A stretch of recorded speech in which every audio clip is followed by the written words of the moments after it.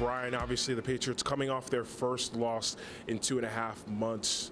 Many people saying that it could be a blessing in disguise, losing at that point in the season. Do you kind of see it that way?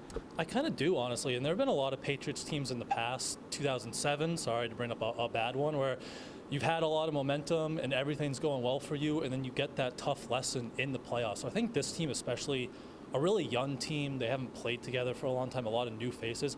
I think it can be a good lesson for these guys to kind of get punched in the face, a good wake-up call, and see the bounce back down the stretch here. And definitely an interesting second half for the Patriots. Kind of how do you not let that performance snowball ahead of another important matchup against the Ravens this week? Well, Josh McDaniels said today you got to find a rhythm, right? And they only played 18 second half plays.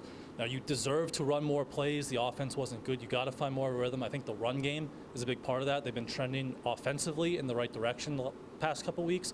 Run the ball better. The Ravens have a lot to play for. AFC North still on the line. But just looking at the matchup as a whole, what would you like to see from the Patriots on Sunday?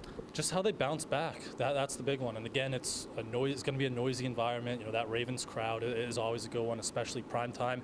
And as you said, they're fighting for their playoff lives, really, and their lives this season. So how the Patriots bounce back is going to be a big one on both sides of the ball, even special teams, right? They had a really rough performance on special teams against Buffalo. John Harbaugh is a former special teams coordinator. That's where he came up from, so he's probably going to have some tricks for them. So just as a whole, how they bounce back, you want to go into the playoffs trending in the upward direction, right? We talked about 2021 a lot, where they had the late bye, and they kind of came out flat after the bye, and then they lost first round of the playoffs. So you want to be trending in the right direction come playoffs, come January, and it starts this week with a big game in Baltimore.